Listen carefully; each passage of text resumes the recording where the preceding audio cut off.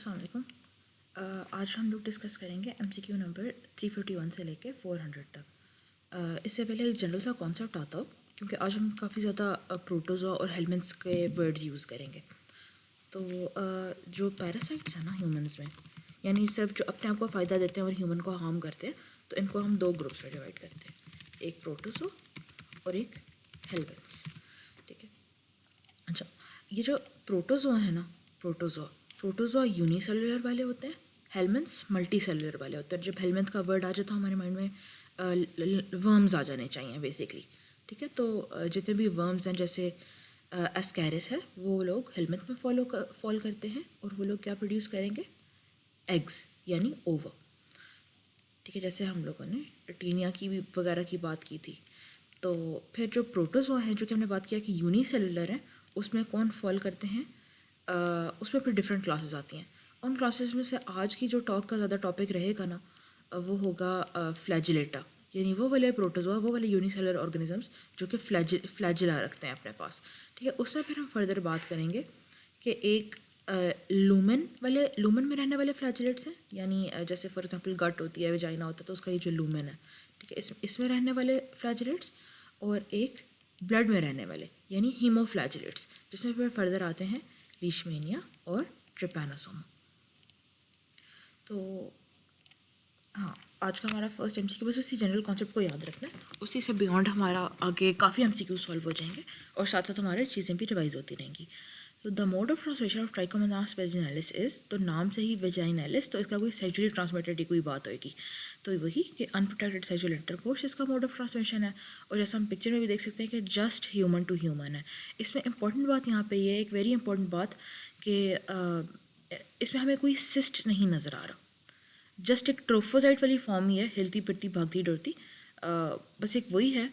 वो वही मतलब जब इंसान में इन्फेक्ट करा जाती है, वही डिवाइड करती है ढेर सारा, और वही फिर नेक्स्ट इन्फेक्टिव फॉर्म है।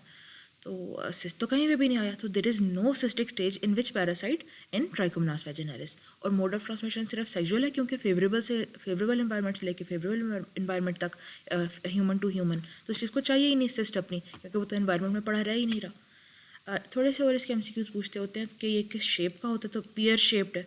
ठीक है, और टाइप ऑफ मोटिलिटी इसकी कौन सी होती है, तो इसकी जर्की ट्विचिंग मोटिलिटी होती है। ठीक है,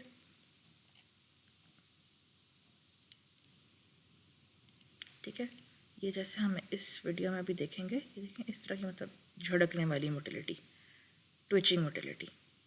ये भी एक कोने में भी हमें एक नज़र आ रहा था। हाइवेजिनल स्वैब है, हाइवेजिनल स्वैब की वेट माउंट होगी। ठीक है, इस तरह का ये पियर शेप्ड आपको वेट माउंट्स में नज़र आता है ये। ठीक है, माउस लाइक ट्विचिंग जर्की, कि मतलब उसको एपिलेप्सी के फिट पड़ रहे हैं। ठीक है, अच्छा, फिर आगे चलते हैं। The intermediate host of Taenia solium is, तो जब भी सोलियम या स्विस का वर्ड माइक्रो में आएगा ना, तो वो कोई पिग की बात करना चाह रहा होगा।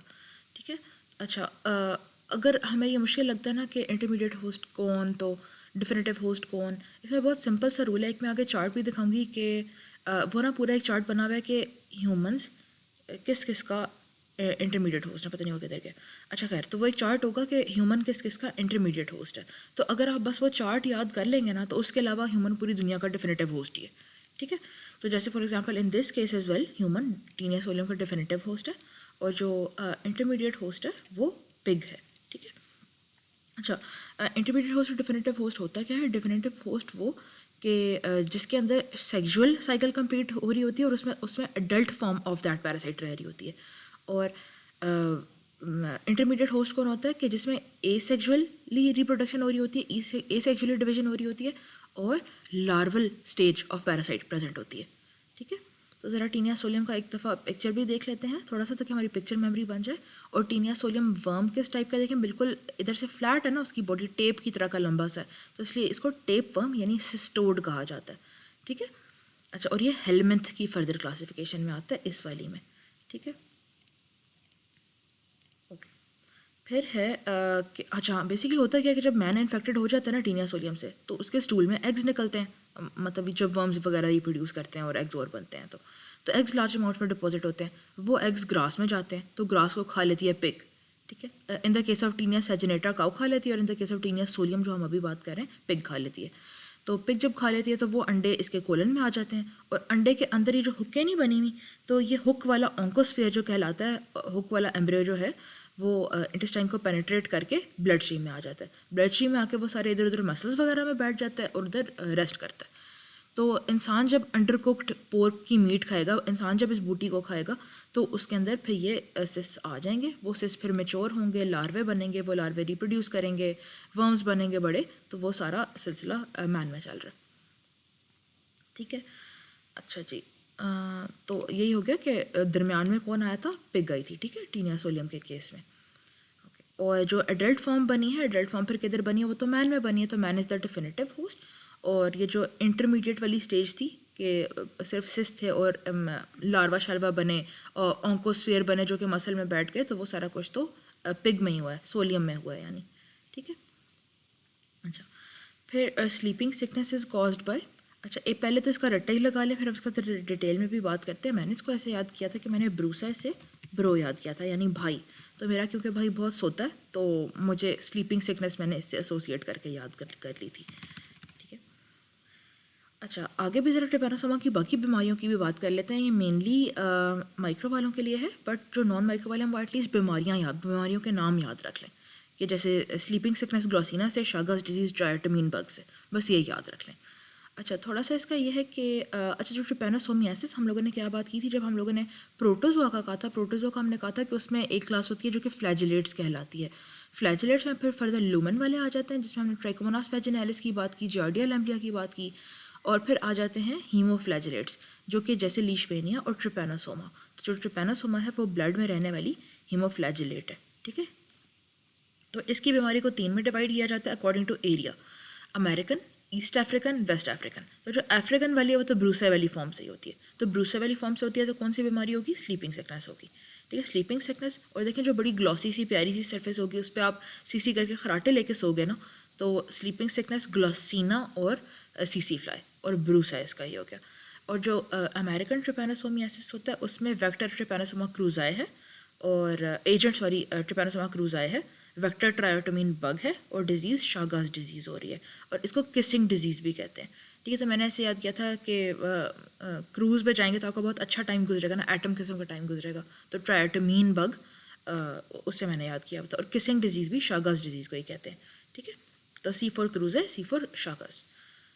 फिर एक और बहुत पॉपुलर एमसीक्यू कि rectal prolapse can occur as a result of heavy infection of कोन, यानी वो पूछ रहा है कि रेक्टल प्रोलैप्स किसकी इन्फेक्शन के साथ होता है। अगेन हमने पहले भी ये कवर किया हुआ था एमसीक्यू, ये बड़ा एक पसंद का एमसीक्यू है। तो हमने इसकी बात की थी, ये जो एक barrel shaped lemon shaped egg हमें नज़र आ रहा है जिसके दोनों एंड्स पे पोलर प्लग्स हैं, म्यूकस के प्लग्स हैं। ठीक है, तो ये कौन सा एग है, ये है ट्राइक्यूरस का। ठीक है, ट्राइक्यूरस ट्राइक्यूरा का, जिसको विप वर्म भी कहते हैं। अच्छा इसमें माइक्रो वालों के लिए एक चीज़ बता रही हूँ, क्योंकि ये रेक्टम वाले स्पेशली एरिया में इतने ज़्यादा इसके वर्म लोड जमा हो जाता है, इतना ज़्यादा कोटिंग हो जाती है रेक्टम की, कि जब सिग्मोइडोस्कोपी वगैरह करते हैं ना तो आपको बिल्कुल एक कोकोनट केक की तरह रेक्टम नज़र आता है। ठीक है, तो कोकोनट केक रेक्टम किसका फीचर है, ट्राइक्यूरियासिस का। ठीक है, इवन देखें एचई में भी वो इस तरह का डिटो वैसे ही नज़र आ जैसे वो बेड माउंट पर नज़र आता है। अच्छा फिर ना माइक्रो वालों के लिए एक और बात कि अगर वो पूछे कि इसकी कॉम्प्लिकेशंस क्या होती हैं, जो कि आईएमएम के पेपर में सवाल आया हुआ है, तो मैलएब्जॉर्प्शन सिंड्रोम, डायसेंट्री सिंड्रोम, जैसे ग्रोथ स्टंटिंग हो रही है।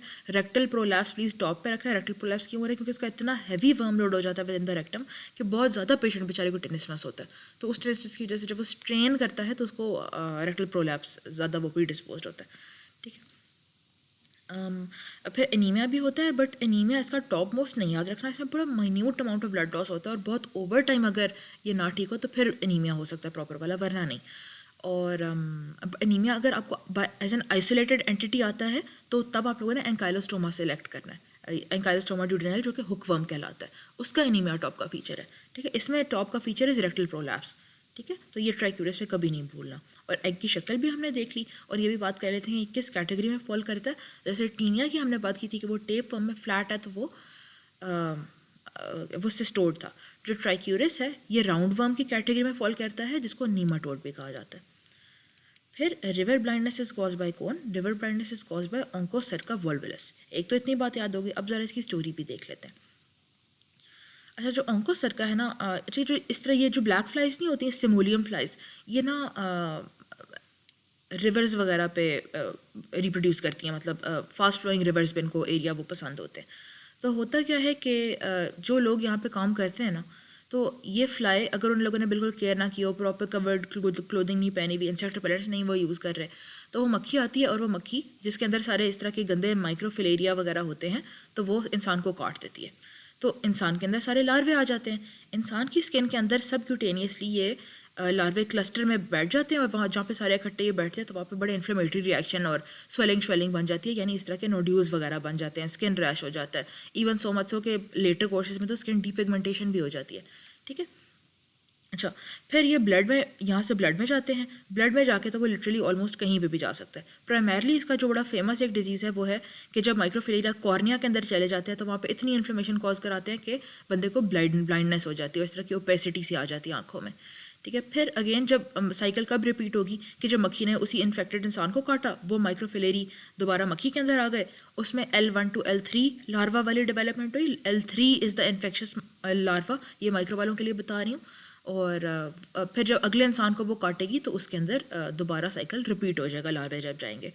अच्छा, जब भी ब्लाइंडनेस की और स्किन नोड्यूल की और स्किन हाइपोपिगमेंटेशन की हिस्ट्री हो, स्किन रैशेस की, तो प्लीज़ नेवर फॉरगेट ऑन्कोसर्का। ठीक है। अच्छा, ये थोड़ा एक दफ़ा इसका ये वर्ड भी देख लें इंग्लिश में कि ब्लैक फ्लाइज था इसका वेक्टर, और सिमोलियम स्पीशीज़ थी स्पेसिफिकली उनकी। ठीक है, फीमेल ब्लैक फ्लाइज, और फास्ट फ्लोइंग रिवर्स के पास क्योंकि ये ब्रीड करती थी ये वाली मक्खी, तो इसीलिए इसका नाम रिवर ब्लाइंडनेस हो गया। ठीक है। अच्छा, एक और याद रखिएगा कि जब वो कहेगा ना कि आँख में उसको लार्वे फिरते हुए नज़र आ रहे हैं, जब इस तरह की कंप्लेंट होगी तो फिर कि आँख में मुझे वर्म्स नज़र आते हैं, तो फिर लोआ लोआ होगा। ठीक है, जो कि मैंगो फ्लाई वाला हम लोगों ने बात की थी। बट अगर इस तरह का हुआ कि ब्लाइंडनेस हो गई है, सबक्यूटेनियस नोड्यूल्स हैं, वो रिवर के पास रहता था, तो तब ऑन्कोसर्का वोल्पिलस होगा। फिर injection of insisted larvae with in cooked, under cooked और रॉ क्रैब मीट, यानी क्रैब मीट से क्या हो रहा है। तो पहले ऐसे करते हैं कि इसका ज़रा डायग्राम देख लेते हैं। अच्छा, जो एजेंट जिसकी मैं बात करने लगी हूँ जिससे ये सारा मसला कराया, दैट इज़ पैरागोनिमस वेस्टरमैनाई। ठीक है। तो अब होता बेसिकली क्या है कि, अच्छा इसमें ना एक पहली बात बता दूं कि एक ये बड़ा पसंद का माइक्रो वालों के लिए वाइवा क्वेश्चन है कि लार्वे के किसके एग्स आपको स्पूटम में भी नज़र आते हैं। तो स्पूटम में आपको पैरागोनिमस के अंडे नज़र आ सकते हैं। ठीक है। अब होता बेसिकली क्या है कि इधर स्पूटम में या फीसीज़ में इसके अंडे सिक्रीट होते हैं। उन जब सिक्रीट हो जाते हैं पानी वगैरह में, तो फॉर एग्जांपल मैंने अगर एक्सक्रीट किया पानी में रिवर के पास, तो वहाँ पे वो अंडे निकल जाते हैं और उनमें से वो उस पानी के अंदर ना एम्ब्रियोनेट करते हैं। तो ये जो इमेच्योर सा अंदर ओवम पड़ा हुआ है, ये थोड़ा अब मेच्योर होगा, तो मेच्योर होकर वो इस तरह की चीज़ बन जाता है, कांटेदार। ठीक है, जिसको मेराकिडियम कहते हैं। अच्छा, ये रिलीज़ हो जाता है अंडे के शell से और ये पानी में फिरना शुरू कर देता है। ये ढूंढता है स्नेल को। जब वो स्नेल के अंदर जाता है तो वो फर्दर और मेच्योर हो जाता है, और जब और मेच्योर वाली इसकी फॉर्म होती है उसको सरकेरिया कहते हैं। अच्छा, ये सिर्फ माइक्रो वालों के लिए बता रही हूँ, ये इतने स्पेसिफिक नाम नॉन माइक्रो वालों को नहीं आने चाहिए। ठीक है। खैर, वो सरकेरिया बनते हैं। फिर वो कहते हैं नहीं नहीं, हमें तो स्नेल पसंद ही नहीं आई, स्नेल तो बहुत स्लो चलती है, हम किसी अच्छे ज़्यादा होस्ट में जाना चाहते हैं। तो वो स्नेल से निकल के फिर से पानी में आ जाता है, जो सरकेरिया होता है। मतलब उसने बस इधर तक पहुँचने के लिए स्नेल को यूज़ किया, आगे वो कहता है नहीं नहीं, अब मैं और बेहतर कोई तगड़ा होस्ट ढूंढना चाहता हूँ। तो फिर वो अपने दूसरे इंटरमीडिएट होस्ट में जाता है जो कि क्रैब होता है। ठीक है, वो क्रैब के अंदर रह जाता है, और वहाँ पे ये जो सरकेरिया होता है ये इनटू मेटा सरकेरिया डेवलप हो जाता है। और फाइनली जब इस क्रैब को मैन खाएगा और प्रॉपरली कुक करके नहीं खाएगा, तो वो मैन के अंदर इन्फेक्शन हो जाएगी, और सारे वो जो मेटा सरकेरिया वाली ये वाली जो फॉर्म थी, किधर गई, ये वाली जो फॉर्म थी, वो ड्यूडेनम के अंदर आएगी, और ड्यूडेनम के अंदर फिर ऐसे उधर से ब्लड में, उधर से डायफ्राम में, उधर से लंग्स के अंदर। ठीक है, तो वो सारा कुछ इस तरह चलेगा। तो मेनली लंग्स में और इंटेस्टाइन में इसका रहना नहीं भूलना। ठीक है, इसीलिए स्पूटम में इसके अंडे आते हैं। तो इसमें हम देख सकते हैं एक डिफिनेटिव होस्ट है और दो इंटरमीडिएट होस्ट हैं, एक स्नेल और एक क्रैब। ठीक है, माइक्रो वाले नॉन माइक्रो वाले बस ये याद रखें कि पैरागोनिमस में ये क्रैब वाला चक्कर है, क्रैब मीट वाला। और क्योंकि ये इस तरह स्पूटम में आता है तो इसीलिए इसको लंग फ्लूक भी कहते हैं। ठीक है। और हाँ, जिस तरह हम लोगों ने बात की कि जो टेप वर्म हमने बात की थी, जो टीनिया, जब हम बात करते थे टीनिया सोलियम, तो वो सिस्टोड था। ट्राइक्यूएस ट्राइक्यूरा नीमाटोड है। ऑन्कोसर्का भी नीमाटोड है, ये जो है ये वाला, ये भी नीमाटोड है। और किधर गया पैरागोनिमस, पैरागोनिमस ट्रीमाटोड है। ठीक है, तो ये जनरल अभी नाम ही बेशक याद रख लें, आहिस्ता आहिस्ता थोड़े जब इनकी और बात होगी तो फिर हम इनको कवर भी कर लेंगे क्लासिफिकेशन थोड़ा प्यारा करके। और माइक्रो वाले प्लीज़ एक चीज़ नोट कर लें कि ये जो इसका एग बना हुआ है ये ऑपरकुलेटेड एग है, इसकी इस तरह की कैप है, ठीक है। तो ऑपरकुलेटेड में पैरागोनमस वेस्ट बना है, ये लोग याद रख लें। अच्छा, फिर है Epstein Barr virus. Epstein Barr virus के कैंसर के साथ एसोसिएशन ना बड़ा एक पसंद का एमसीक्यू है, वायरो वालों के लिए भी, हमारे लिए भी और हिस्टोपैथ वालों के लिए भी। तो Epstein Barr virus is a carcinogen किसके साथ एसोसिएटेड? बर्केट लिम्फोमा, बिल्कुल। अच्छा, इसके ना और भी कैंसर्स हैं, हम सारे ही ज़रा कवर कर लेते हैं। अच्छा, एप्स्टीन बार वायरस है क्या? हर्पीज़ वायरस फैमिली का मेंबर है, ठीक है। और ह्यूमन हर्पीज़ वायरस 4 इसका पूरा नाम है बेसिकली। इन्फेक्शस मोनोन्यूक्लियोसिस तो ये कॉज कराता है, जिसको किसिंग डिजीज़ कहा जाता था। और इसका क्या टॉप मोस्ट क्लिनिकल फीचर होगा जो हम एमसीक्यू में इसको पिक करेंगे? सर्वाइकल लिम्फेडिनोपैथी, ठीक है। और ये इन्फेक्ट किन सेल्स को करता है? इन्फेक्ट बी सेल्स को करता है। बट जो एटिपिकल लिम्फोसाइट आपको पेरिफेरल स्मेयर में नजर आएंगे वो क्या होंगे? वो टी सेल्स होंगे, ठीक है। ये भी बड़ा एक वो पार्ट 1 का भी इस तरह का एमसीक्यू फजूल सा आता था कि इन्फेक्ट क्या हो रहा है लेकिन राइज क्या कर रहा है। इन्फेक्ट बी सेल्स हो रहे हैं, राइज जो एटिपिकल लिम्फोसाइट को पेरिफेरल स्मेयर पे आ रहे हैं, they are not B cells, they are T cells उल्टा, ठीक है। और एक और इसका बड़ा पसंद का कि इसमें मोनोस्पॉट टेस्ट पॉजिटिव होगा। बट मोनोस्पॉट टेस्ट तो साइटोमेगालोवायरस में भी पॉजिटिव आ जाता है, लेकिन उसमें हेट्रोफिल एंटीबॉडीज़ नेगेटिव होंगी, इसमें हेट्रोफिल एंटीबॉडी पॉजिटिव इन्फेक्शस मोनोन्यूक्लियोसिस होगा, ठीक है। मोनोस्पॉट टेस्ट पॉजिटिव होगा हेट्रोफिल एंटीबॉडीज़ का। अच्छा, फिर हाँ, अच्छा अभी कैंसर्स की बात हो रही थी तो बर्केट हम लोगों ने कर लिया, नेजोफेरेंजियल कार्सिनोमा और लिम्फोप्रोलिफरेटिव डिजीज़ इन ट्रांसप्लांट पेशेंट्स। तो 3 हमने इसके कैंसर्स याद कर लिए, ठीक है। आगे एक और लाइन में करके इसका आएगा, वो थोड़ा सा ज़्यादा प्यारा है, लेकिन प्लीज़ बर्केट के साथ और नेजोफेरेंजियल कार्सिनोमा के साथ इसकी एसोसिएशन कभी भी नहीं भूलनी, ठीक है। और इसकी टॉप मोस्ट एक कॉम्प्लिकेशन ये हो जाती है जो इन्फेक्शस मोनोन्यूक्लियोसिस वाले होते हैं कि स्प्लीन बड़ी हो जाती है। तो उनको कहते हैं कि स्पोर्ट्स वगैरह ना करें थोड़ी देर तक, जब तक आपकी इन्फेक्शन रिजॉल्व नहीं होती, वरना स्प्लीनिक रप्चर हो सकता है। अच्छा, फिर थोड़े से और कैंसर्स हैं कि सर्वाइकल और एनल कार्सिनोमा किसके साथ एसोसिएटेड है। तो ये बड़ा एक पॉपुलर फीचर है ह्यूमन पैपिलोमा वायरस के साथ। देखिए ह्यूमन पैपिलोमा वायरस कहते हैं, हाँ, human papilloma virus cervical, penile cancer, anal cancer, head और neck cancer, anything cancer related human papilloma virus की 16 और 18 वाली सीरोटाइप्स कॉज करा रही हैं। देखें बड़ी सीरोटाइप यानी बड़ा मसला, ठीक है। तो 16 और 18 जो कि बड़े नंबर्स हैं वो सर्वाइकल और एनल और पेनाइल और एनल कैंसर्स कराते हैं, ठीक है। तो ज़रा और भी उनके कवर कर लेते हैं। देखिए एप्स्टीन बार वायरस अभी हम लोगों ने कवर किया ना, तो बर्केट लिम्फोमा, हॉजकिन लिम्फोमा के साथ इसकी एसोसिएशन है, it does not cause it directly, nasopharyngeal carcinoma और प्राइमरी सीएनएस लिम्फोमा, लेकिन ये पर्टिकुलरली एड्स वालों में, ठीक है। तो ये कैंसर्स प्लीज़ पक्के याद रखिएगा, ये बड़े पसंद के सवाल होते हैं। हेपेटाइटिस बी सी का तो ऑलमोस्ट सबको ही पता है कि हाँ जी, लिवर का कैंसर कराता है hepatocellular carcinoma, but C implicated more than B.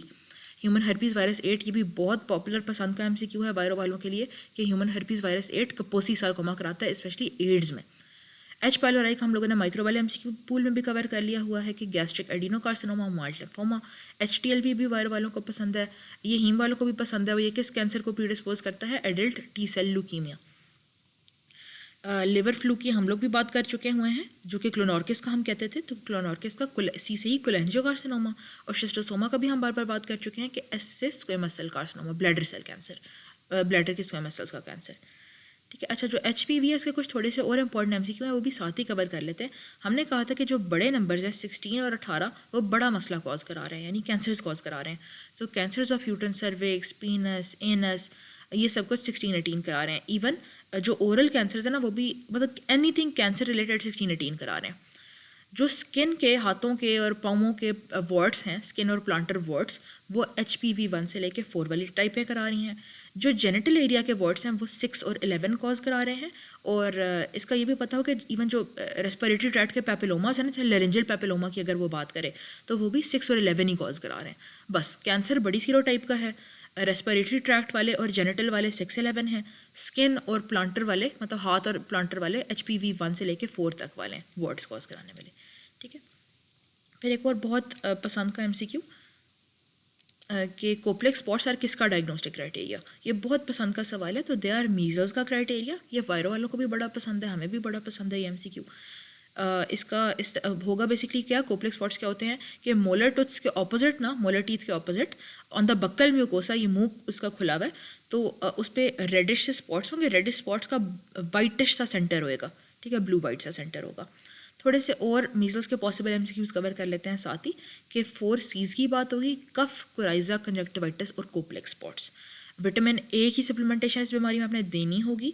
Dash is the most common cause of death in measles associated मसले इन चिल्ड्रन, तो pneumonia is the most common cause of death, it is the most common complication. और कौन से type of sales नज़र आते हैं इसमें, तो आपको वॉर्थन फिंकल्डी जॉइंट सेल्स नज़र आते हैं जो कि फ्यूज लिम्फोसाइट्स होते हैं बेसिकली। और इसकी लेट कॉम्प्लिकेशन क्या होती है, सब एक्यूट स्क्लेरोजिंग पैनएन्केफेलाइटिस। ठीक है, तो ये पॉसिबल एमसीक्यूज़ हैं। कोप्लेक्स स्पॉट नहीं भूलें, ठीक है, ये बड़ा एक पसंद का एमसीक्यू है।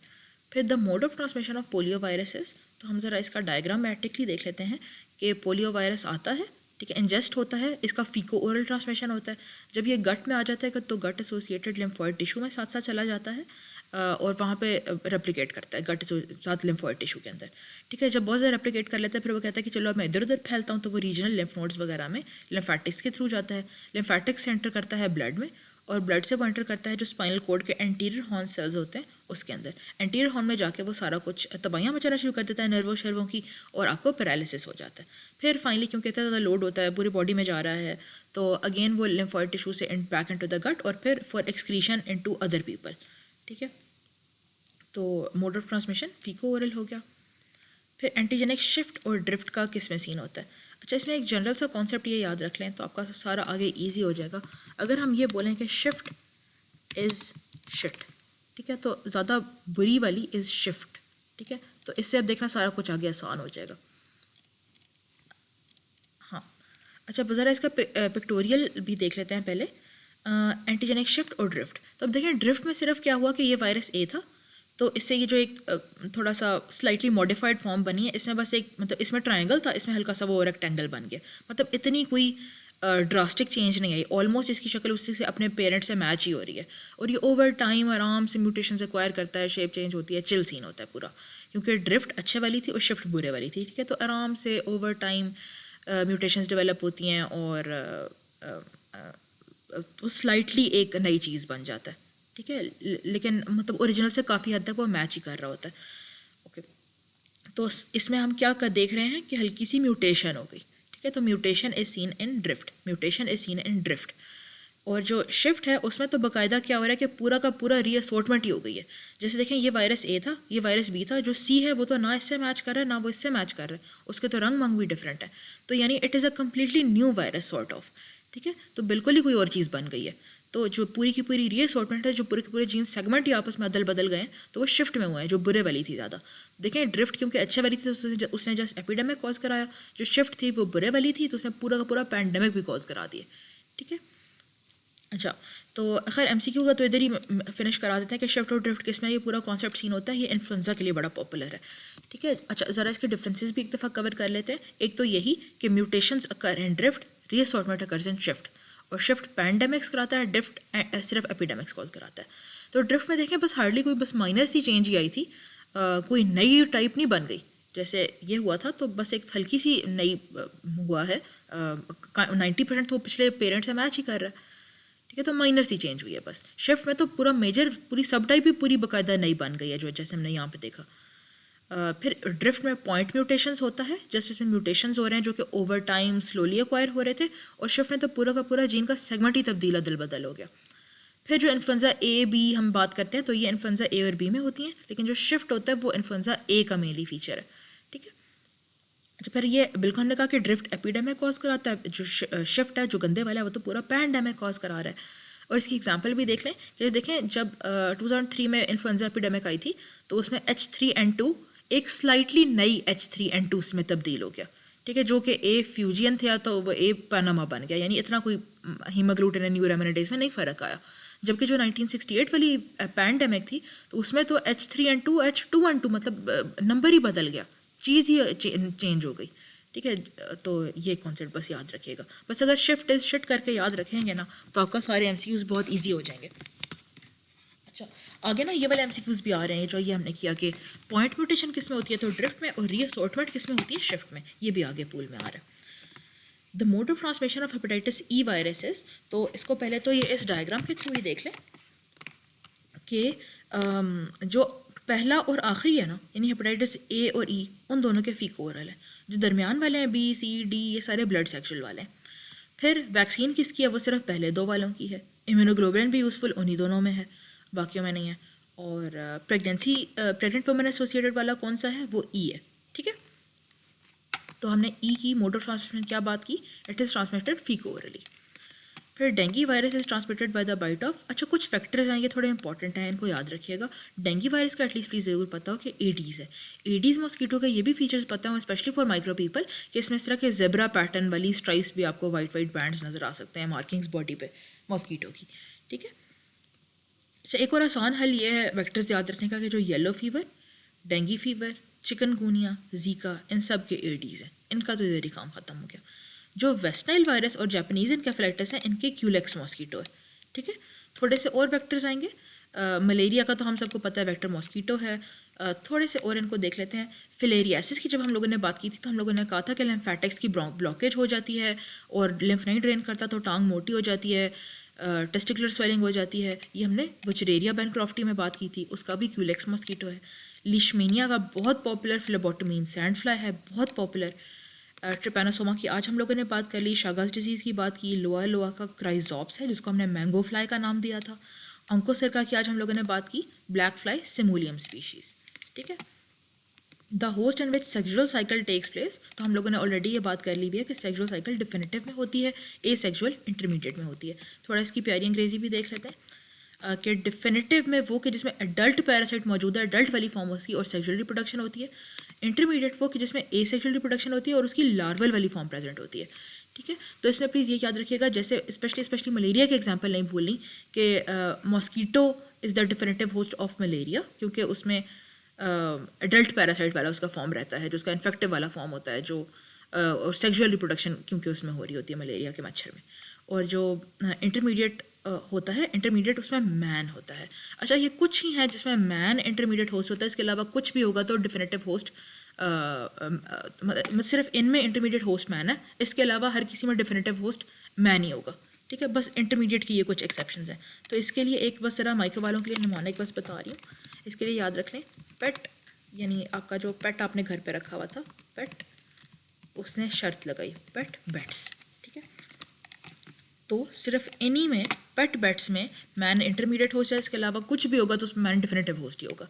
जैसे देखें टॉप पे हमने जो अभी बात की कि मलेरिया में प्लाज्मोडियम में man is the intermediate host and मच्छर इज़ द डिफिनेटिव होस्ट।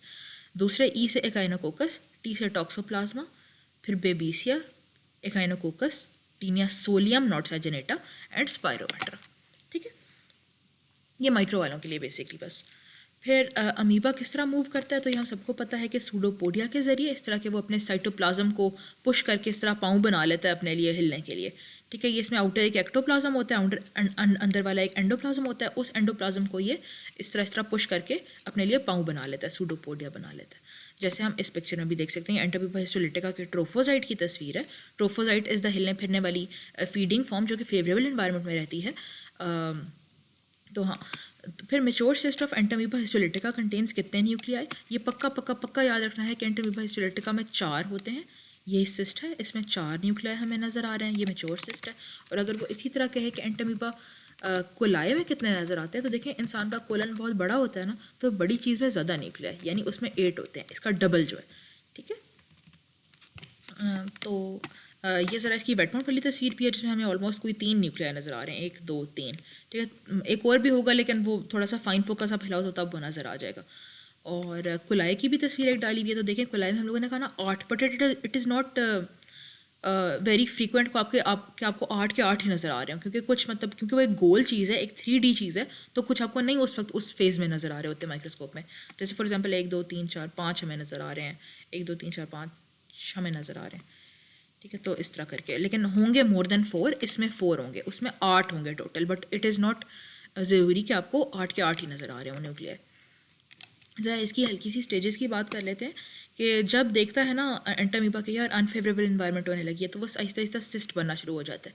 तो एक पहले प्रीसिस्टिक स्टेज आती है, फिर एक सिंगल न्यूक्लियस वाला सिस्ट बनता है जिसमें क्रोमेडियल बार्स भी होती हैं और उसके न्यूट्रिशन के लिए थोड़ा ग्लाइकोजन मैस भी होता है जो वो अपनी ट्रोफोसाइट फॉर्म से लेके आया होता है। फिर एक मतलब ये जो न्यूक्लियस है ये डिवाइड करेगा तो इस तरह के 2 न्यूक्लियाई बन जाएंगे। लेकिन अब क्योंकि उसने फाइनल सिस्ट में बदला तो सिस्ट में तो और जगह ही कोई नहीं होनी जो मेच्योर सिस्ट होगा, तो वो ग्लाइकोजन मास को भी बाय बाय कर देता है।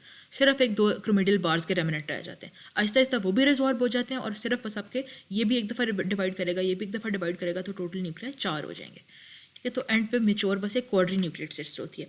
एक और माइक्रो और नॉन माइक्रो वालों को दोनों को एक बड़ा पसंद का एमसीक्यू पता हो, इसमें वो कहेगा कि व्हाट इज़ द सबसे प्यारा characteristic diagnostic feature of Entamoeba histolytica के ट्रोफोसाइट्स, तो उसमें आपको इंजेस्टेड एरिथ्रोसाइट नजर आएंगे। इस ट्रोफोसाइट ने आरबीसीज को खाया होगा, इसीलिए आपको एंटोमीबा हिस्टोलिटिका में डायसेंट्री होती है, नॉट डायरिया। ठीक है, फिर मूवमेंट ऑफ जियार्डिया लैम्बलिया इज,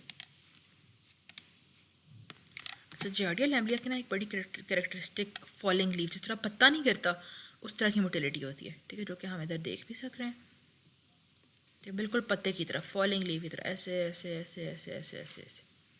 ठीक है, तो बड़ी एक टिपिकल है। तो हम लोगों ने लास्ट एक ट्राइकोमोनास की मोटिलिटी की बात की थी, वो कैसी थी, जर्की थी। इसकी फॉलिंग लीव है और अमीबा की ग्लाइडिंग होती है, एंटोमीबा के ट्रोफोसाइट की, विब्रियो की शूटिंग स्टार होती है और लिस्टीरिया की टम्बलिंग होती है। ओके, फिर हम ज़रा हल्की सी इसकी पिक्चर भी देख लेते हैं। ये इसका ट्रोफोसाइट वाली फॉर्म है जिसकी 2 आंखें नज़र आ रही होती हैं, जो हमने वीडियो में भी अभी देखी, और एक इसका सिस्ट होता है, इसके भी सिस्ट में 4 न्यूक्लियाई होते हैं, एंटोमीबा हिस्टोलिटिका के भी सिस्ट में 4 न्यूक्लियाई होते हैं। और ये देखें, इसको अगर मैं साइड से देखूँ ना तो मुझे कुछ इस तरह का नज़र आएगा। ये इसकी सकिंग डिस्क होती है जिसकी वजह से ये ड्यूटम जूजिनम पर अटैच हो जाता है और हमारे सारे न्यूट्रिशन चूस लेता है। फॉलिंग लीफ वाली टिपिकल इसकी मोटिलिटी होती है पत्ते की तरह। Trichomonas hominis is found in what, तो ये रेड बेसिकली इसलिए हुआ है क्योंकि ये ओरिजिनल की में ना थोड़ा गलत था, तो ये इसका करेक्ट आंसर सीकम है। तो सीकम में ये फाउंड होता है, बट एज अ नॉर्मल बस कमेंसल होता है, नॉर्मल फ्लोरा नहीं हम उसको बोलेंगे, एज अ कमेंसल आ जाता है। आता ये गंदे खाने पीने से ही है, फीकोरल कंटामिनेशन हुई होगी खाने की, फिर ये गट में आके बैठा होगा, अदरवाइज़ ये ना आता। तो इसकी बस सिग्निफिकेंस इतनी सी है कि लोग इसको कंफ्यूज कर देते हैं ट्राइकोमोनास वेजिनालिस के साथ। कि अच्छा, अब यूरिन में अगर आपको नज़र आ रहा है ना something that looks like trichomonas, क्योंकि काफ़ी मैच करता है आपस में स्ट्रक्चर में, वो भी ट्राइकोमोनास था, ये भी ट्राइकोमोनास था, बस इसका इस तरह थोड़े से बस माइन्यूट से डिफरेंसेस हैं, वो बस माइक्रो वाले याद रखें, नॉन माइक्रो वालों के लिए बनाई है। खैर, जब वो यूरिन में आ जाता है तो आपको शक पड़ा होता है यार ये ट्राइकोमोनास वेजिनालिस तो नहीं है, तो ऑलवेज ऑलवेज ऑलवेज चेक कि वो यूरिन फीकली कंटामिनेटेड तो नहीं है। इफ़ इट इज़ फीकली कंटामिनेटेड तो स्टूल में, क्योंकि ये सीकम में रहता था तो वहाँ से ट्राइकोमोनास आ सकता है, तो ये प्लीज़ रूल आउट कर लें, क्योंकि ये वाला जो है ना पैथोजेनिक नहीं होएगा। ठीक है, it is a non pathogenic organism और ये जस्ट एज अ कमेंसल रह रहा होता है, ये मसला नहीं कॉज कराता अंडर नॉर्मल कंडीशंस। फिर कौन इज़ द हीमोफ्लैजिलेट, तो हीमोफ्लैजिलेट हम क्या 2 याद कर रहे थे, लीशमेनिया और ट्रिपैनोसोमा, इसीलिए ये एमसीक्यू थोड़ा सा गलत है क्योंकि इसमें सी और डी दोनों करेक्ट है। ठीक है, दोनों हीमोफ्लैजिलेट्स हैं। तो ये हम लोगों ने बात भी की थी कि फ्लैजिलेट्स का जो ग्रुप था प्रोटोजोआ में, प्रोटोजोआ को जो हम डिवाइड करते थे तो उसमें फ्लैजिलेट्स आते थे जिसमें लूमन ड्वेलिंग, लूमन में रहने वाले, और एक ब्लड में रहने वाले हीमोफ्लैजिलेट। लूमन वाले वो हैं कि जैसे इंटेस्टाइन के लूमन में कौन रहता है, जियार्डिया, वेजाइना के लूमन में कौन रहता है, ट्राइकोमोनास वेजिनालिस। अभी हम लोगों ने सीकम के लूमन में किसकी बात की, ट्राइकोमोनास होमिनिस। ठीक है, अच्छा, और हाँ ठीक है, हीमोफ्लैजिलेट्स की हम लोगों ने क्या बात की, लीशमेनिया और ट्रिपैनोसोमा की अगेन एंड अगेन हम लोगों ने बात की है। ठीक है, अच्छा, ट्राइकोमोनास होमिनिस का ये माउथ से नहीं परेशान होना, माउथ में जिंजाइवल क्रेविसेस में भी ये रह सकता है, but it is not normal flora there, it is just a commensal, जिस तरह ये सीकम में भी कमेंसल था। ठीक है, जिस तरह ये सीकम में भी कमेंसल था। ओके, फिर आगे चलते हैं। Kinyoun staining is use for detection of कॉन। तो कीनियन स्टेनिंग की हम लोगों ने क्या बात की थी कि जब जेडन स्टेनिंग होती है फॉर माइकोबैक्टीरियम ट्यूबरकुलोसिस तो उसको हम 2 में डिवाइड करते हैं, एक हीट स्टेनिंग होती है और एक कोल्ड स्टेनिंग होती है। कोल्ड स्टेनिंग का हमने दूसरा नाम दिया था कि कीनियन स्टेनिंग, कीनियन। अब होता बेसिकली क्या है कि जो हीट स्टेनिंग थी उसमें आप कार्बल फ्यूसिन डालते हो स्लाइड के ऊपर, फिर आप स्लाइड को हीट करते थे, लेकिन उस हीट करने से मसला असल जो आसानी तो ये होती थी कि जो कार्बल फ्यूसिन 10 मिनट मैंने कोल्ड स्टेनिंग में डाला था वो बस अब मैं 5 मिनट के लिए डालूंगी क्योंकि हीट ने मेरी फिक्सेशन में बड़ी हेल्प कर दी। तो कार्बल फ्यूसिन मैंने डाली, फिर मैंने हीट किया, हीट से वो बस मैंने 5 मिनट ही इंतज़ार किया, फिर मैंने डाला H2SO4 20%। ठीक है, H2SO4 20%, क्योंकि माइकोबैक्टीरियम ट्यूबरकुलोसिस की बात हो रही है तो 20% होएगा, और फिर मैंने डाल दी मिथाइलिन ब्लू, ठीक है, MB। तो अब इससे मसला ये होता है हीट स्टेनिंग से कि क्योंकि मैंने हीट दी तो वेपर्स बनते थे, तो माइकोबैक्टीरियम ट्यूबरकुलोसिस के वेपर बना, एरोसोल बना, ये तो बहुत बुरी बात है। तो without a bio safety cabinet आप इसको नहीं कर सकते थे, विदाउट एन N95 आप नहीं कर सकते थे। तो इसीलिए अब कोल्ड स्टेनिंग आ गई है और हीट स्टेनिंग अब ऑब्सोलीट हो गई हुई है। कोल्ड में सिर्फ ये करना है कि कार्बोफिलिन तो डाल देनी है, बट हीट नहीं करना, उल्टा बस फिर आप 10 मिनट खड़े रहो वहीं पे, वेट करो, फिर आप अगली चीज़ डालो, ठीक है। तो कोल्ड स्टेनिंग किसके लिए होती है? Kinyoun, that is for Mycobacterium tuberculosis. Painless haematuria, ये हम लोगों ने कहा था कि स्क्वेमस सेल कार्सिनोमा वाला ही एजेंट है, शिस्टोसोमा हिमाटोबियम। और हिमाचूरिया इसमें क्यों होता है? क्योंकि जहाँ पे एग्स ले हुए होते हैं ना ब्लैडर में, तो वहाँ पे इन्फ्लेमेशन हो जाती है जहाँ जहाँ पे एग होता है ब्लैडर में। तो ब्लैडर तो बड़ा कोटेड होता है, इसकी बहुत हैवी इन्फेक्शन हो तो वहाँ पे अब through continuous chronic inflammation bleeding होना शुरू हो जाती है। Which of the following is spiral? तो स्पायरल में वो बेसिकली आपसे यही पूछ रहा है कि कॉर्क स्क्रू शेप वाले कौन से बैक्टीरिया होते हैं। तो वो सारे हमारे स्पायरोकीट्स होते हैं। स्पायरोकीट्स में ये तीनों आ जाते हैं, ट्रिपोनीमा, बुरीरिया, लेप्टोस्पायरा। आप लोगों को इसके डिजीजेज भी प्लीज़ आते हो। माइक्रो वालों को तो अच्छा, नॉन माइक्रो वालों को बस पता हो कि ट्रिपोनीमा पैलिडम सिफिलिस कराता है, बट जो इसकी बाकी स्पीशीज़ है ना वो माइक्रो वालों के लिए भी इंपॉर्टेंट है, प्लीज़ पता हो। जो एंडेमिकम है, देखें एंडेमिकम में ईज बहुत ज़्यादा आ रहे हैं ना, तो वो बेजल कॉज कराता है। पर्टूनी यॉज कराता है, कैरेटियम पिंटा कराता है, ये माइक्रो वालों के लिए इंपॉर्टेंट है, प्लीज़ पता हो। और बुरीलिया ये नॉन माइक्रो माइक्रो दोनों के लिए कि जो बर्ड और फिराई है वो लाइम डिजीज़ कॉज कराता है, जो कि हम कहते थे कि टिक काटती है, एरिथेमेटस मैकुलर एक्सपेंडिंग रैश बन जाता है, वो हाइकर था, इस तरह की जो हम पूरी स्टोरी करते हैं। और जो रिकरेंटिस होता है, बुरीलिया रिकरेंटिस, आर से रिलैप्सिंग फीवर। और लेप्टोस्पायरा क्या कॉज कराता है? ये रैट यूरिन वाला, ये व्हील्स डिजीज़ कॉज कराता है, लेप्टोस्पायरोसिस जो कहलाता है। फिर the presence of sulphur granules is diagnostic for किसकी इन्फेक्शन? सल्फर ग्रैन्यूल्स होंगे, ये बहुत हमने प्रीवियसली बार बार भी बात की हुई है कि एक anaerobic gram positive branching rod है जिसमें सल्फर ग्रैन्यूल्स नजर आते हैं, वो है एक्टिनोमाइसीस इजराइली, ठीक है। इसकी माइक्रो वालों को ये भी पता हो कि मोलर टूथ वाली मॉर्फोलॉजी होगी। और ये सल्फर ग्रैन्यूल्स बेसिकली हैं क्या? अच्छा, इससे पहले ना पता हो कि जो एक्टिनोमाइसिस की ना दो आप लोगों ने क्लिनिकल सिंड्रोम्स पक्के पक्के याद रखने हैं। एक जो इंट्रायूट्राइन कॉन्ट्रासेप्टिव डिवाइसेस नहीं होती, IUCDs, कॉपर टी वगैरह, तो उनको यूट्रस में डाल के जो इन्फ्लेमेशन वगैरह हो जाती है, कॉपर टी एसोसिएटेड इन्फेक्शंस, उसमें ये बड़ा इम्प्लिकेटेड है। तो उसमें पूरे आपको वॉल पे इस तरह के सल्फर ग्रैन्यूल्स नजर आएंगे। सल्फर ग्रैन्यूल्स आर बेसिकली क्या? दे आर गुच्छे ऑफ एक्टिनोमाइसीस, ठीक है, मतलब they are basically macro colonies of Actinomyces. और सल्फर का नाम क्यों पड़ा? क्योंकि ये येलो इन कलर होता है और सल्फर का एलिमेंट भी येलो इन कलर होता है। मोलर टूथ इसकी अपेयरेंस होती है, कॉलोनी मॉर्फोलॉजी, ये बस माइक्रो वालों के लिए बता रही हूँ। और एक और एक्टिनोमाइसिस से रिलेटेड क्या पता हो कि पंच एक्टिनोमाइस के मुक्का मारा, उसके बाद उसको वहाँ पे ड्रेनिंग साइनसेस वगैरह बन गए, और उन साइनसेस से जो फ्लूइड डिस्चार्ज होता था उसमें येलो ग्रैन्यूल्स थे। इस तरह की हिस्ट्री होगी एक्टिनोमाइसिस की। और ये एनारोब है, it is not an aerobe. और इसका भाई हम लोगों ने कौन सा पढ़ा है जो कि एरोब है? हम लोग हमेशा नोकार्डिया और एक्टिनोमाइसिस के फ़र्क पढ़ते हैं। तो एक्टिनोमाइसिस में हमने IUCD की बात की, हम लोगों ने पंच की बात की, और येलो ग्रैन्यूल्स की बात की, यानी सल्फर ग्रैन्यूल्स की बात की। नोकार्डिया में हम लोगों ने क्या बात की थी? ब्रेन एब्सेस की, ठीक है, ब्रेन एब्सेस की हम लोगों ने बात की थी। और एरोब था वो, ठीक है, एरोब था। और दवाइयों की जब हम बात करते थे तो हम क्या कहते थे कि हम याद करते थे स्नैप, यानी नोकार्डिया के लिए सल्फोनामाइड्स यानी ट्राइमेथोप्रिम सल्फामेथोक्साजोल विच इज़ कोट्रामोक्साजोल, और एक्टिनोमाइसिस के लिए हम बात करते हैं पेनिसिलिन की, स्नैप, ठीक है। फिर the causative organism for herpetic gingivostomatitis is, तो अच्छा इसने तो काम ही आसान कर दिया ना, हर्पेटिक जिंजोस्टोमेटाइटिस है तो हर्पीस सिंप्लेक्स वायरस ही होएगा। और अच्छा, इसका थोड़ा सा एक कॉन्सेप्ट और याद कर लें जस्ट इन केस वो थोड़ा ट्रिक करके पूछता है, स्पेशली माइक्रो वालों के लिए बहुत इंपॉर्टेंट है कि HSV1 होता है और HSV2 होता है। तो एज अ जनरल रूल बस ये याद रखें कि अबव द डायफ्राम अगर बात है ना, सॉरी अबव द वेस्ट अगर बात है तो वो 1 है, बिलो द वेस्ट बात है तो वो HSV2 है, ठीक है। लेकिन इसमें कुछ एक्सेप्शंस आती हैं, वो भी मैं बताती हूँ। देखिए जिंजाइवोस्टोमेटाइटिस जो कि मुंह का मसला है जिंजाइवा का, तो जिंजाइवा अबव द वेस्ट है ना, तो ये 1 का होगा। आंखें यानी केरेटोकंजक्टिवाइटिस वो भी अबव द वेस्ट है तो 1 का होगा। फ़र्क आ जाता है एनकेफेलाइटिस और मेनिंजाइटिस में। चलो एनकेफेलाइटिस तो चलो अबव द वेस्ट वाला रूल अगर मैं फॉलो करूँ तो वो मेरा उसी से हल हो जाएगा, बट जो मेनिंजाइटिस है इवन तो ब्रेन अब है तो डायफ्राम से ऊपर है तो वेस्ट से ऊपर, तो but meningitis is cause bye 2, तो ये एक थोड़ा सा डिफरेंस है। थोड़ा सा एक और डिफरेंस ये कि देखें जो नियोनेट का जो कुछ भी होगा ना, स्किन लीजन, एनकेफेलाइटिस, मतलब एडल्ट का एनकेफेलाइटिस इज HSV1 वाला, बच्चे का एनकेफेलाइटिस इज HSV2 वाला, और क्यों HSV2 वाला? क्योंकि देखें ये तो मदर की जेनिटल ट्रैक्ट से लेके आया ना, तो जेनिटल ट्रैक्ट वाला तो जो जेनेटेलिया पे लीजन्स थी वो तो HSV2 नहीं बनाई हुई थी, ठीक है। अच्छा, फिर जो बहुत लीथल इन्फेक्शन इम्यूनो कॉम्प्रोमाइज़ कराता है तो वो 1 ही कराता है, तो ये भी एक थोड़ी बात बताओ इसकी, जबकि इतनी इसकी थोड़ी रेयर होती है इम्यूनो कॉम्प्रोमाइज़ में फैलाने वाली इन्फेक्शंस, ठीक है। तो ये कुछ बातें थी। हाँ, एक और बस पता हो माइक्रो वालों के लिए, बल्कि ये तो नॉन माइक्रो वालों को भी पता हो क्योंकि बायो वालों के लिहाज से बड़ा एक इंपॉर्टेंट सवाल है कि CNS में इसका कौन सा मेनली लोब इन्वॉल्व होता है। तो temporal lobe association in viral brain abscesses caused by HSV1 ये बहुत पॉपुलर है, ठीक है।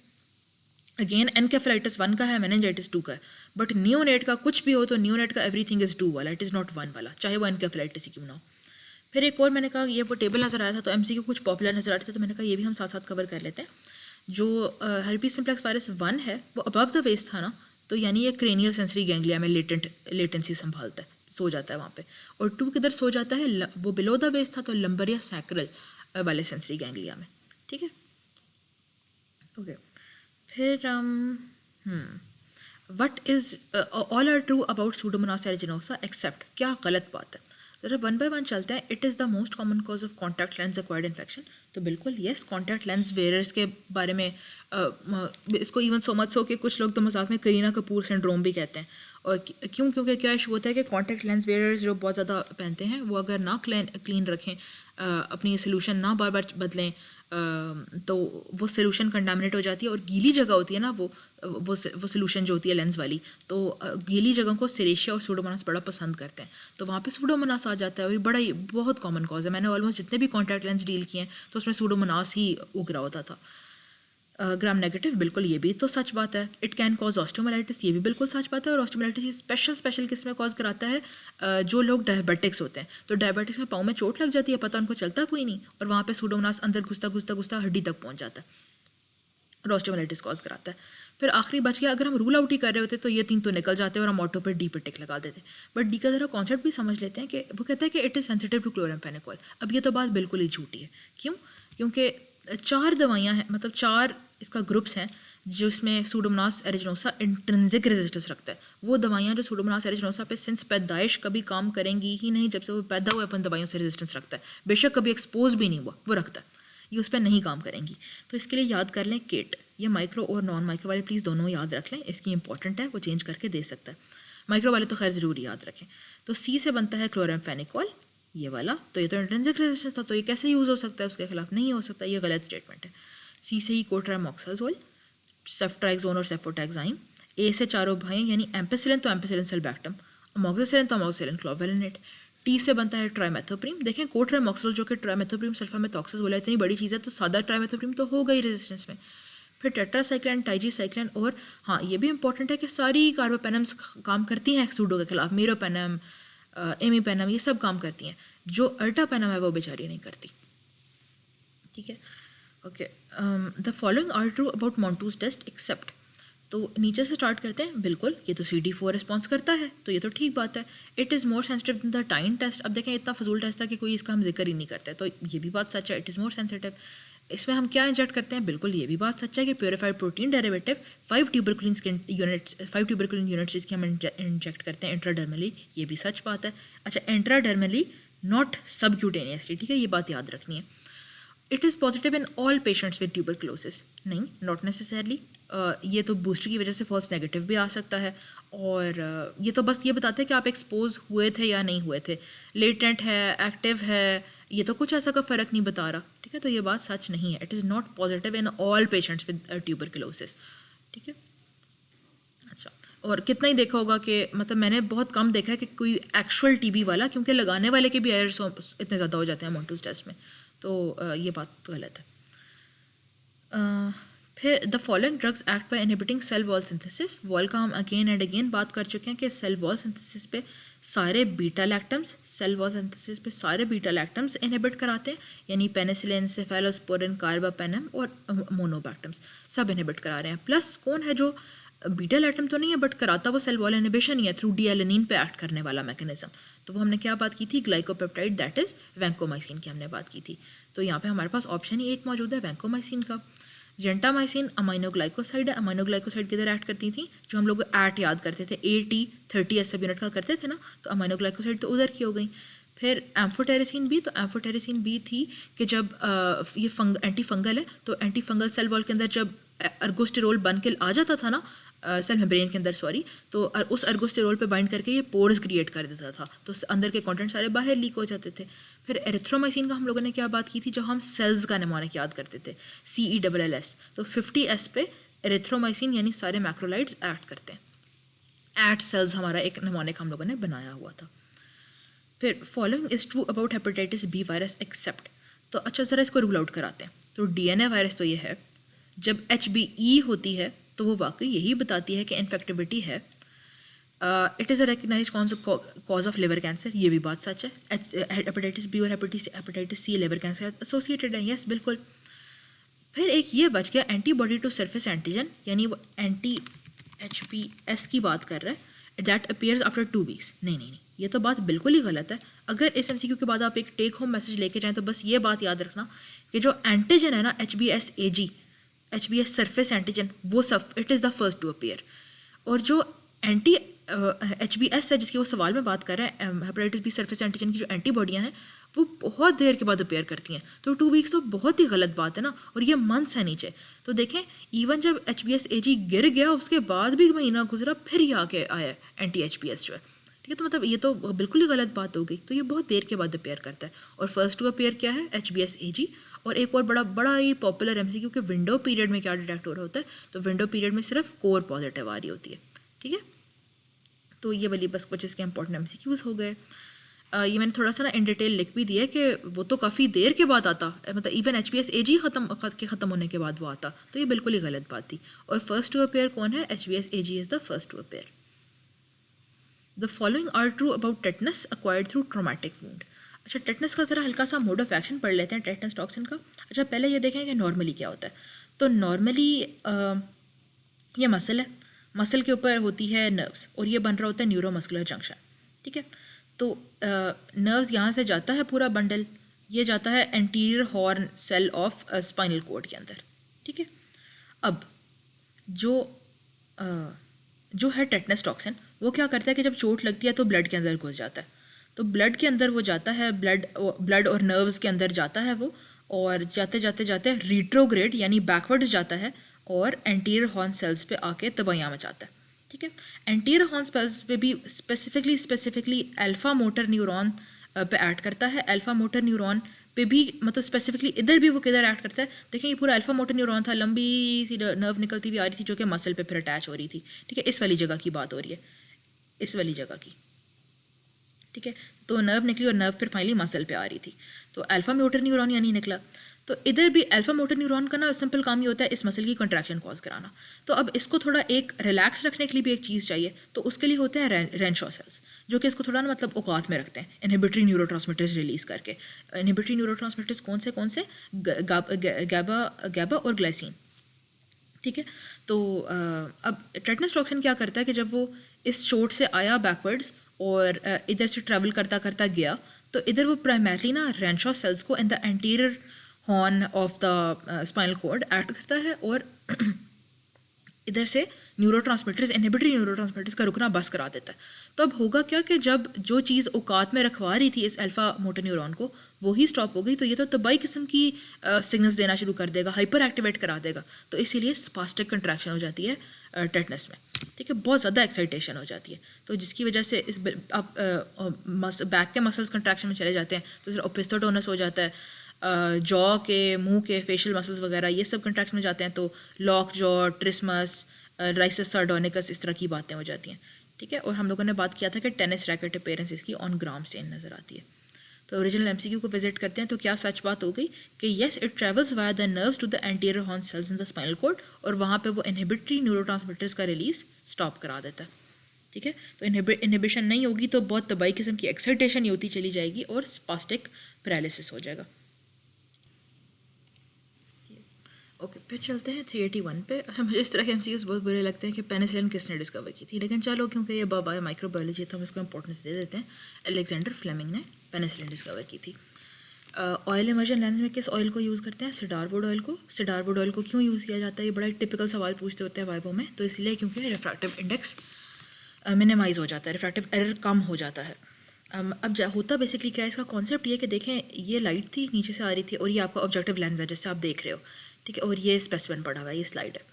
तो अब जब आप ऑयल इमर्जन पे देख रहे होते हो यानी 100x पे देख रहे होते हो, तो it is a very very very high magnification ना। तो यू नीड के जो भी लाइट यहाँ से निकले सारी फोकस होके मेरे पास है, वो इधर उधर रिफ्रैक्ट मत हो जाए, वरना मेरा इमेज थोड़ा ब्लरी होगा।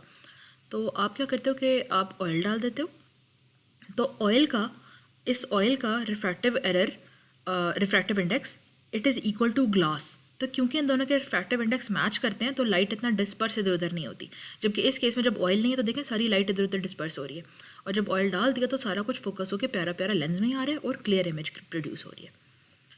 विच of the following are cocci? तो कोकाई में हम लोग जब ग्राम पॉजिटिव कोकाई की बात करते थे तो उसमें स्टाफिलोकोकस और स्ट्रेप्टोकोकस हो जाते थे। जब ग्राम नेगेटिव कोकाई की बात करते थे, ग्राम नेगेटिव कोकाई, कोकोबैसिलानी कोकस की बात हो रही है, तो उसमें निजीरिया और मोरक्सेला हमारे डिफरेंसेस होते थे। निजीरिया और मोरक्सेला में किस तरह निजीरिया, अच्छा ये ना एक और बड़ा इंपॉर्टेंट एमसीक्यू है कि माल्टोज फर्मेंटेशन पे आप किस तरह निजीरिया गनोरी और निजीरिया मेनिंजाइटिस को फ़र्क करते हो। तो एम से माल्टोज ना, तो एम से मेनिंजाइटिस, तो meningitis ferments maltose, whereas gonorrhoea does not. Glucose के तौर पे नहीं याद रखना क्योंकि ग्लूकोज तो दोनों ही फर्मेंट कर रहे हैं, तो माल्टोज की बेसिस पे ही फ़र्क याद रखना है, ठीक है। Glucose both, maltose only meningitis.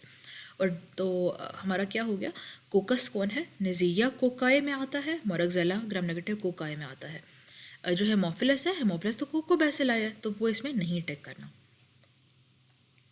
फिर कहता है ग्राम पॉजिटिव कौन है? तो स्टाफ ऑरियस बिल्कुल ग्राम पॉजिटिव कोकस है, क्लोस्ट्रीडियम टेटनाई ग्राम पॉजिटिव रॉड है, कोराइनिबैक्टीरियम भी ग्राम पॉजिटिव रॉड है। तो ये ग्राम पॉजिटिव की जब बात हो रही थी तो जब हम बैसिलाई में बात करते थे तो क्लोस्ट्रीडियम आ गया जो कि एक एनारोब था, और एरोब में कोराइनिबैक्टीरियम आ गया, और जो ग्राम पॉजिटिव में ऑरियस बच गया तो ये किधर बिलोंग करता था? जब हम कोकाई करते थे कैटलिस्ट पॉजिटिव था तो वो स्टाफिलोकोकस था, ठीक है। तो ये तो सारे पॉजिटिव हो गए, तो ऑल ऑफ द अबव हो गए। विच of the following microscope possesses high resolution? अच्छा ऑनेस्टली मैंने तो ये कभी माइक्रोस्कोप नहीं देखा हुआ, ना मुझे एमसीक्यू का पता था, तो अपेरेंटली यूवी माइक्रोस्कोप की है जो बड़ा ज़बरदस्त और हाई रेजोल्यूशन वाला है। Micro organisms can be classified under कौन सा किंगडम? तो किंगडम 5 होते थे। एक मोनेरा जिसमें सारे माइक्रो ऑर्गेनिजम्स, जिसमें सारे बैक्टीरिया होते थे। प्रोटिस्टा जिसमें सारे आपके जैसे जियार्डिया में आर्डिया नहीं है, मतलब प्रोटोजोआ जितने भी हैं वो इसमें आते हैं। फिर फंगाई जिसमें यीस्ट, मोल्ड्स वगैरह, कैंडिडा मीडा, प्लांटी और एनिमेलिया, 5 किंगडम्स थे। तो माइक्रो ऑर्गेनिजम्स अगर वो मोनेरा देता तो वो मैं ज़्यादा प्रेफर करती, बट उसने थैंकफुली वो ऑप्शन में दिया ही नहीं, मुश्किल में डाला ही नहीं। तो प्रोटिस्टा जिसमें प्रोटोजोआ, ये जियार्डिया में आर्डिया ये आ रहे हैं, वर्म्स आ रहे हैं, हेलमेथ वगैरह, दे आर ऑल प्रोटिस्ट्स। तो माइक्रो, वो भी तो माइक्रो ऑर्गेनिजम्स हैं, तो वो इस कैटेगरी में फॉल करते हैं। फिर which of the following is a major constituent of gram negative wall? ये भी अगेन एंड अगेन हमने कॉन्सेप्ट कवर किया हुआ है कि lipopolysaccharide which is the endotoxin, it is a component of gram negative wall, ठीक है।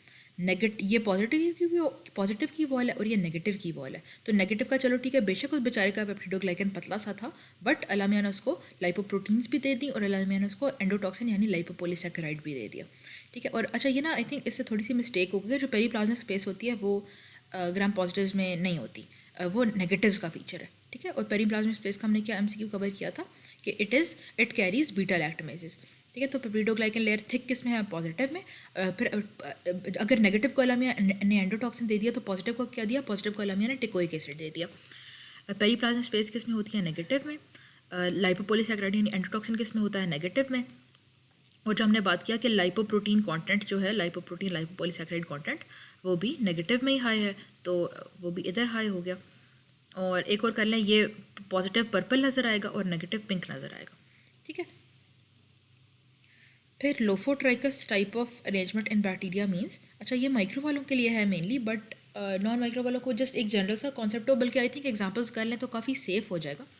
अच्छा फ्लैजिला के अकॉर्डिंग ना आप 5 में डिवाइड करते हो। ए ट्राइकस यानी जिसका बेचारे का कोई फ्लैजिला ही नहीं है, तो जिसका फ्लैजिला नहीं होगा वो नॉन मोटाइल होगा। तो जिस तरह शिगेला हम नॉन मोटाइल कहते हैं, सिनेटोबैक्टर हम नॉन मोटाइल कहते हैं, तो दे डोंट हैव एनी फ्लैजिलास। फिर मोनोट्राइकस, मोनो मतलब एक, तो एक फ्लैजिला है बस इसका, इसकी एग्जांपल है मोनो विब्रियो। लोफोट्राइकस, लोफो का मतलब होता है गुच्छा, टफ्ट, तो लोफोट्राइकस मतलब बैक्टीरिया के एंड से टफ्ट में फ्लैजिला निकल रहे हैं। तो लोफोट्राइकस की हमारे पास क्या एग्जांपल है? हमारा बड़ा पॉपुलर सूडोमोनास और एच पाइलोराई। एच पाइलोराई की एग्जांपल इसमें बड़ी इंपॉर्टेंट है। एम्फी का मतलब होता है दोनों, तो एम्फीट्राइकस मतलब दोनों एंड्स पे एक एक फ्लैजिला नज़र आ रहा है।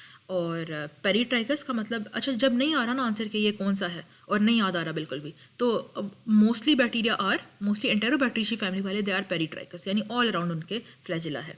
तो जब कुछ भी ना आ रहा होगा ना तो बस पेरीट्राइकस पर टिक लगा देना, जैसे कि Proteus, E coli, Salmonella, they are all peritrichous. Atrichous यानी उस बेचारे का कोई फ्लैजिला ही नहीं है, तो जो नॉन मोटाइल होंगे वो सारे इस कैटेगरी वाले आ जाएंगे, शिगेला जैसे है। एम्फीट्राइकस ये जो ये वाला था कि दोनों एंड्स पे एक हैं, तो स्पाइरेलम इसकी एग्जांपल है। लोफो की हमने बात कर ली, मोनो की बात कर ली।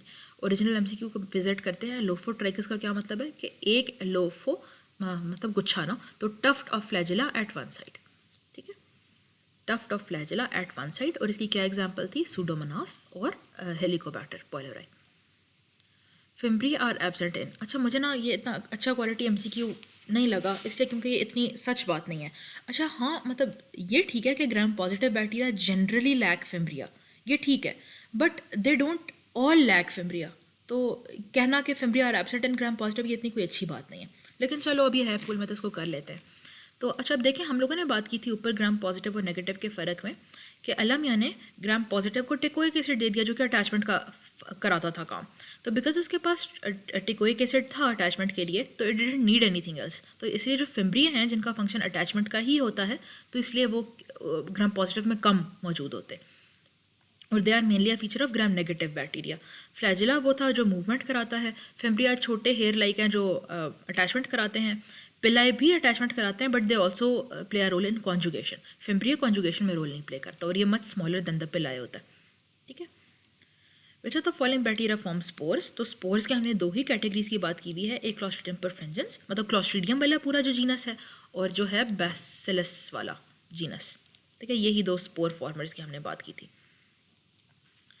विच of the following bacteria possess metachromatic granules, तो ये भी एक बड़ा पसंद का एमसीक्यू है। हम लोगों ने अगेन एंड अगेन इस कॉन्सेप्ट को किया हुआ है कि बच्चा होगा उसका सूडो मेम्ब्रेन गले पे बनने वाले का सिनेरियो आएगा, और वो कहेगा कि जब हम लोगों ने KLB स्टेन किया या हम लोगों ने एल्बर्ट स्टेनिंग की, तो हमें कुछ ऐसे बैक्टीरिया नज़र आए जिनकी बॉडी तो ग्रीन नज़र आ रही थी, बट उनके हेड पे रेडिश पर्पल से इस तरह के ग्रैन्यूल्स थे, ठीक है। तो ये मेटाक्रोमैटिक ग्रैन्यूल्स बेसिकली होते हैं कोरोनीबैक्टीरियम डिप्थीरिया के, और ये क्या होते हैं, एनर्जी सोर्स होते हैं, ठीक है, पॉलीरेबिटॉल फॉस्फेट के पॉलीमर्स होते हैं। तो कोरोनीबैक्टीरियम का ये फीचर हो गया, ठीक है, मेटाक्रोमैटिक ग्रैन्यूल्स, पर्टिकुलरली कोरोनीबैक्टीरियम डिप्थीरिया, जिसको हम एल्बर्ट स्टेनिंग करके फिर हम वो ग्रैन्यूल्स देख लेते हैं। ग्राम स्टेनिंग में स्पोर्स कैसे नज़र आते हैं, तो ज़रा देखें ये डायग्राम के, ये एक ग्राम पॉजिटिव रॉड है, और देखें जहाँ जहाँ पे स्पोर था उसने तो बेचारी ने कलर ही नहीं लिया, ठीक है, तो कलरलेस नज़र आते हैं। अगर ग्राम से आप करो तो स्पोर्स कलरलेस नज़र आएंगे। अगली बात माइक्रो वालों के लिए है कि स्पोर्स के लिए फिर कौन सा स्टेन किया जाता है, अगर मैंने स्पेसिफिकली वही देखने हों, अगर I want to be sure, तो इस स्टेनिंग को कहते हैं, ये जो हुई है कि स्टेन ग्रीन हुआ हुआ है और बाकी बैक्टीरिया पिंक हुआ हुआ है, इसका सही स्पेलिंग देख लेना, लेकिन इसको बोलते हैं शेफर फुल्टन स्टेनिंग।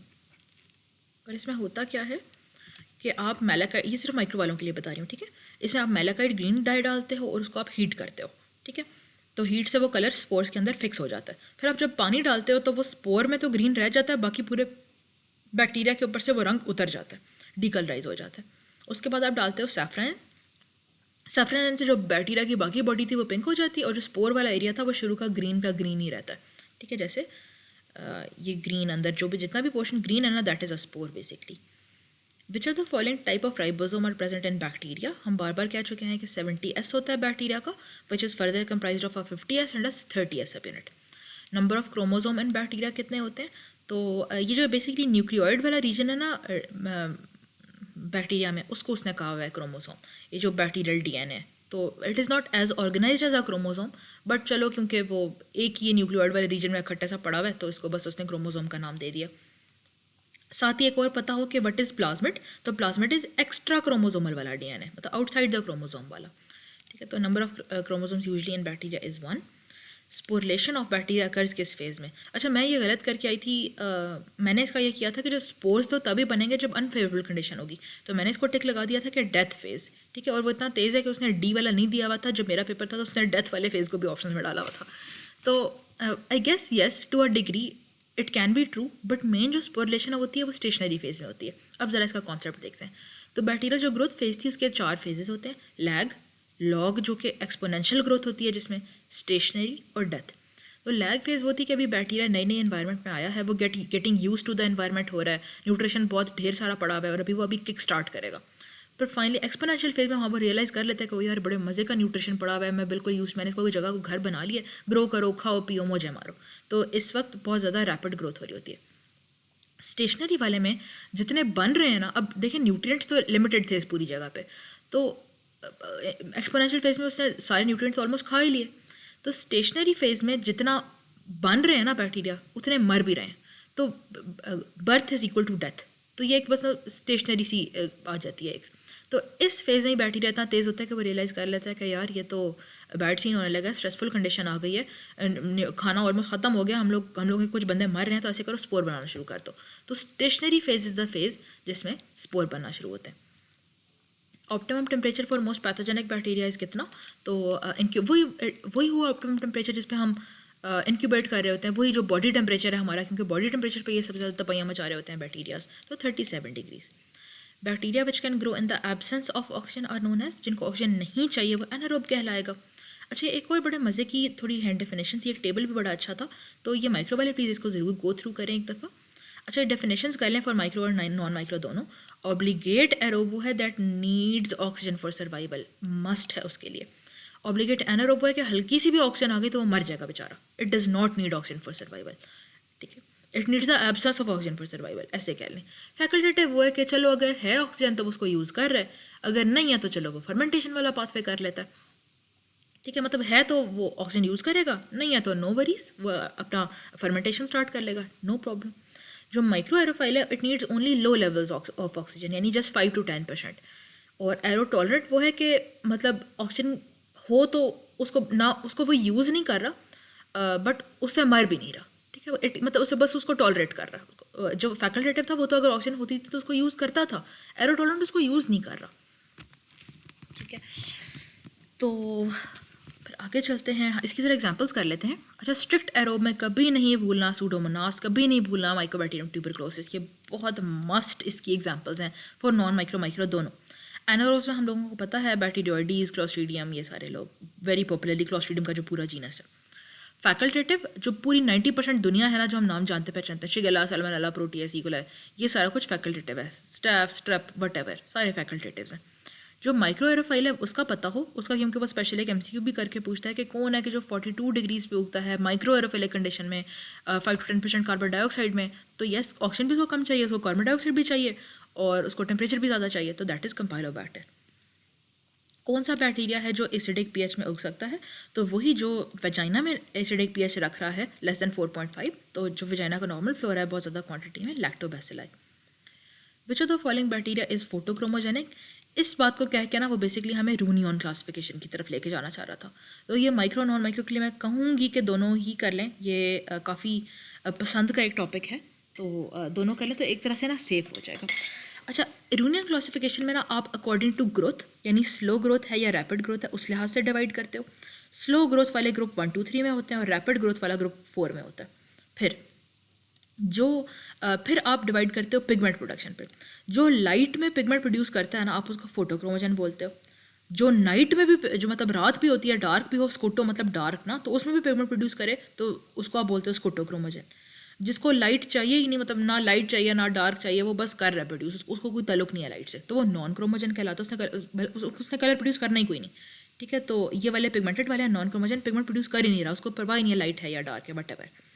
और रैपिड वो हैं जो रैपिड उग रहे हैं। रैपिड का लिमिट क्या होगी, लेस देन 1 वीक वाले रैपिड ग्रोअर कहलाते हैं और मोर देन 1 वीक वाले फास्ट ग्रोअर कहलाते हैं, मोर देन 1 वीक वाले स्लो ग्रोअर कहलाते हैं। अच्छा, इसमें ना एग्जांपल ज़रा बस याद रखिएगा। अच्छा, ये वही है टेबल, लेकिन लिविंसन वाला है, तो मुझे ज़्यादा अच्छा लगा था ये थोड़ा एक कॉन्सेप्ट बनाने के लिए और ये थोड़ा उसको फाइन करने के लिए। तो ग्रुप 1 वाले, ग्रुप 1, 2, 3 हमने क्या कहा था, स्लो वाले हैं। 1 फोटोक्रोमोजन था, यानी लाइट में कलर प्रोड्यूस करता था, पिगमेंट प्रोड्यूस करता था। 2 वाले कौन थे, स्कोटोक्रोमोजन, जो कि डार्क में भी प्रोड्यूस कर रहे थे। 3 वाले कौन थे, नॉन क्रोमोजन, जिनको लाइट या डार्क से कोई ताल्लुक ही नहीं था, उसने तो पिगमेंट प्रोड्यूस करना ही नहीं। और फिर रैपिड वो थे जो लेस देन 1 वीक में ग्रो कर रहे थे। तो रैपिड है ना, तो रैपिड से याद रखना है फास्ट चलो, यानी फॉर टू एटम, ए से एब्सेसिस और सी से किलोनी। तो फोर्टुइटम, एब्सेसिस, किलोनी ये सारे तेज़ उगने वाले हैं, less than 1 week. More than 1 week जो उगेंगे उनको आप स्लो ग्रोअर कहते हो। तो वो उसमें कौन कौन आता है? इस पहले वाले में ना आपने मास्क याद रखना है, MSK। तो मरीनम, कैंसासी, सेमी ये फोटोक्रोमोजेंस हैं। स्कोटोक्रोमोजेंस में कौन कौन आता है? 2 S आते हैं, स्क्रोफुलेशम और जुलगाई। 3 में माइकोबैक्टीरियम एवियम कॉम्प्लेक्स आता है, कि यही याद रखिएगा, ये इंपॉर्टेंट है, MAI जो होता है, ठीक है। तो ये रूनियंस क्लासिफिकेशन थी नॉन TB वाले बैक्टीरिया के लिए, यानी एटिपिकल माइकोबैक्टीरिया के लिए।